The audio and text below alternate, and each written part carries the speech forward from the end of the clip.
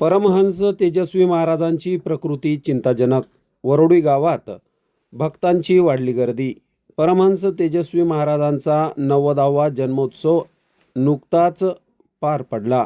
बुलढाणा जिल्ह्याच्या सिंदखेड राजा तालुक्यातील वरोडी येथील परमहंस तेजस्वी महाराजांचा 90वा जन्मोत्सव 28 नोव्हेंबर रोजी मोठ्या उत्साहात साजरा झाला. मात्र सध्या स्थितीत महाराजांची प्रकृती खालावली आहे. प्रकृती चिंताजनक असल्याचे समजताच परिसरातील हजारो भाविक महाराजांच्या दर्शनासाठी वरोडी येथे दाखल झाले आहेत. भजनी मंडळी जागर करत महाराजांच्या दीर्घ आयुष्यासाठी प्रार्थना करत आहेत.